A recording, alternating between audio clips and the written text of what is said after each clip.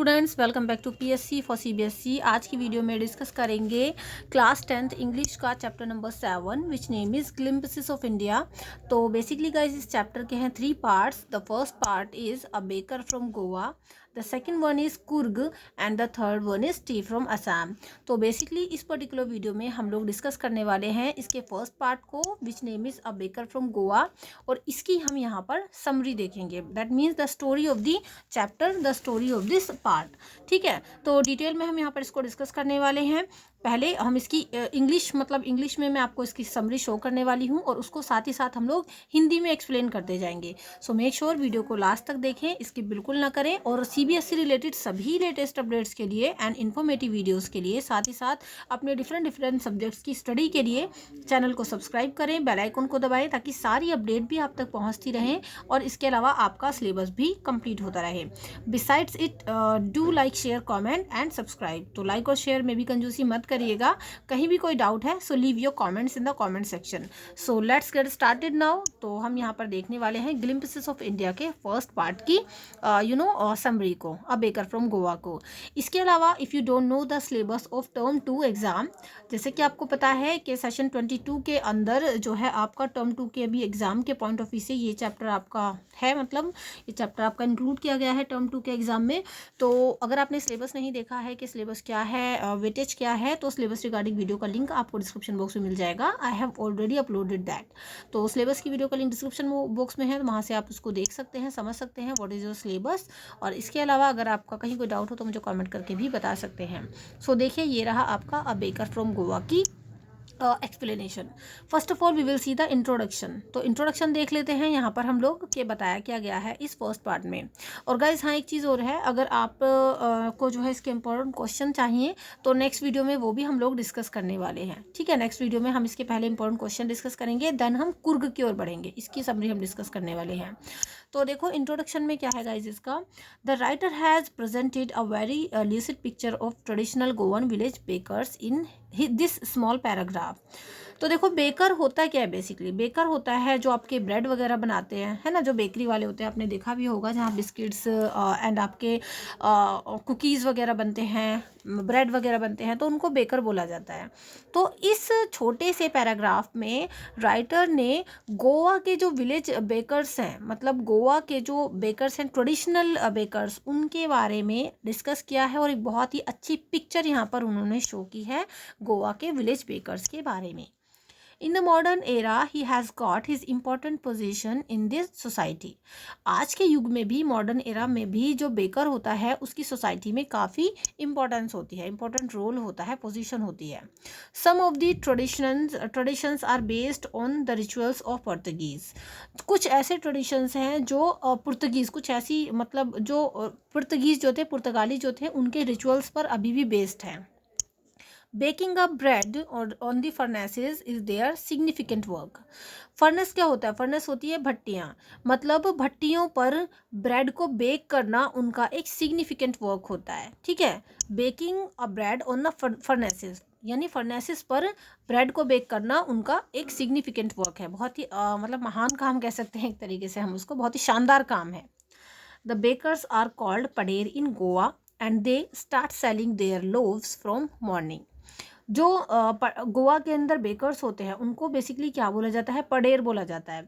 अब देखो ये चीज़ आपको ध्यान रखनी पड़ेगी बिकॉज एग्जाम के पॉइंट ऑफ व्यू से यहाँ से आपका शॉर्ट क्वेश्चन बन जाता है।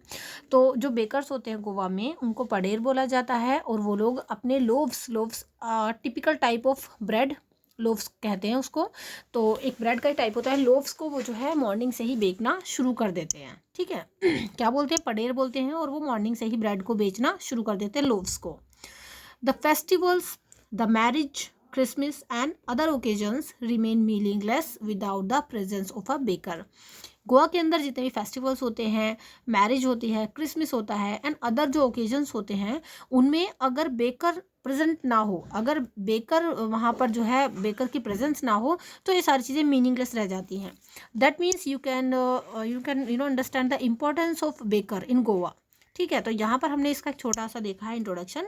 Now let's see the full summary of this chapter. So यहाँ से बेसिकली गाइस आपकी समरी इंग्लिश में हो जाती है शुरू। वीडियो का अगर अभी तक आपने लाइक नहीं किया है तो जल्दी से एक छोटा सा लाइक कर दें, बाकी अपने सभी फ्रेंड्स के साथ करें इसको शेयर और चैनल को कर लें subscribe for the latest updates and for the upcoming videos. तो देखिए समरी जो है आपकी इंग्लिश में वो हम लोग देख लेते हैं। ट्रेडिशनल बेकर्स इन गोवा, यानी गोवा के traditional bakers. Goa is very much influenced by the Portuguese. Goa जो है वो पुर्तगीज़ के वजह से बहुत ज़्यादा, पुर्तगीज़ से बहुत ज़्यादा इन्फ्लुएंस्ड है, मतलब प्रभावित है। वहाँ का उनके रिचुअल्स, उनके ट्रेडिशन, पुर्तगीज़ के जो ट्रेडिशंस वगैरह थे वो काफ़ी हद तक देखे जा सकते हैं गोवा के लोगों पर। Their traditional work can be still seen there, और पुर्तगीज़ के जो ट्रेडिशनल वर्क थे वो अभी भी गोवा में देखे जा सकते हैं। The Portuguese are famous for preparing the loaves of bread, और जो पुर्तगीज़ थे वो काफ़ी फेमस थे लोव्स ऑफ ब्रेड बनाने के लिए। ठीक है, आगे है गाइस आपका we can come across the makers of bread, मतलब हम लोग गोवा के अंदर बेकर्स को देख सकते हैं, मतलब ब्रेड बनाने वालों को हम लोग वहाँ पर देख सकते हैं।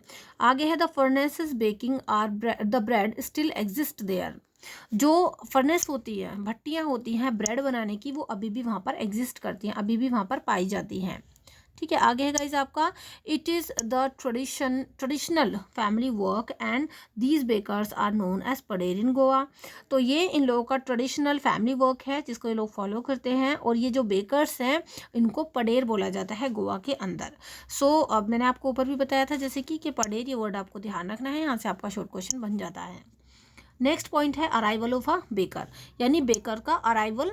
तो कैसे बेकर अराइव करता था, जब यहाँ पर राइटर बताएंगे कि उनके बचपन में जब बेकर आया करते थे, उनका आना होता था तो किस तरीके से वो लोग एक्साइटेड हो जाते थे और क्या क्या होता था तब। ठीक है, अराइवल ऑफ अ बेकर।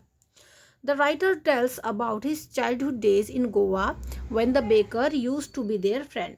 तो जो राइटर है ना वो बताते हैं अपने बचपन के दिनों के बारे में, गोवा के अंदर जब बेकर आया करते थे और वो उनके फ्रेंड हुआ करते थे एक तरीके से। मतलब बचपन में क्या होता है, जैसे कोई होता है ना कि भाई चलो मदारी आया देखने चलते हैं, तो इस तरीके से ऐसे ही ये लोग भी बहुत एक्साइटेड हो जाते थे और ये एज अ फ्रेंड के तौर पर माना करते थे कि भी बेकर आ रहा है और हमें उनसे ब्रेड वगैरह जो भी इन लोग को परचेज करना होता था ये किया करते थे। He used to visit their house twice a day, और जो बेकर होता था ना वो दिन में 2 बार इनके घर आया करता था। In the morning his jingling sound of the bamboo walk them from sleep. Morning में जब बेकर आया करता था तो जो उसकी बैम्बो से जिंगलिंग का साउंड निकलता था ना, बैम्बो लेकर के आया करता था वो, तो जो जिंगलिंग का साउंड निकलता था उससे इन लोगों की, दैट मीन्स जो हमारे राइटर हैं उनकी और बाकी लोगों की नींद खुल जाया करती थी, ये लोग जाग जाते थे उसके बैम्बो के साउंड से। They all ran to meet him, और वो सभी लोग फिर ना दौड़कर जो है बेकर से मिलने के लिए दौड़ लगाते थे कि चलो भाई बेकर आया उससे मिलते हैं। The loaves were purchased by the maid servant of the house. जो लोव्स होती थी अ टाइप ऑफ ब्रेड, तो जो लोव्स हुआ करती थी वो घर की जो मेड सर्वेंट होती थी ना वो उनको खरीद लेती थी। ठीक है, आगे गाइस आपका but they always ran to get bread bangles. But जो राइटर थे हमारे और जो जो उनके साथ के जो बच्चे थे वो हमेशा क्या खरीदने के लिए, वो हमेशा ब्रेड बैंगल्स, मतलब एक टाइप की ब्रेड हुआ करती थी, बैंगल्स शेप में हुआ करती थी ब्रेड, तो बच्चों के मन में ब्रेड बैंगल्स को लेकर बहुत एक्साइटमेंट हुआ करती थी कि भाई वो वाली शेप की जो बैंगल शेप की जो ब्रेड है वो हमें खरीदनी है, और उसी के लिए बच्चे दौड़ लगाते थे, एकदम से दौड़कर भागकर जाया करते थे किसके पास, बेकर के पास। ठीक है, जबकि जो मेड हुआ करती थी वो खरीद लिया करती थी पहले ही। चलिए, sometimes the baker had sweet bread of special make. कभी कभी जो बेकर होता था उसके पास ना एक स्पेशल टाइप की ब्रेड हुआ करती थी, ठीक है, जिसको क्या बोलते हैं, स्वीट ब्रेड। चलो आगे बढ़ लेते हैं guys. His entry created the Zhang Zhang sound from the bamboo.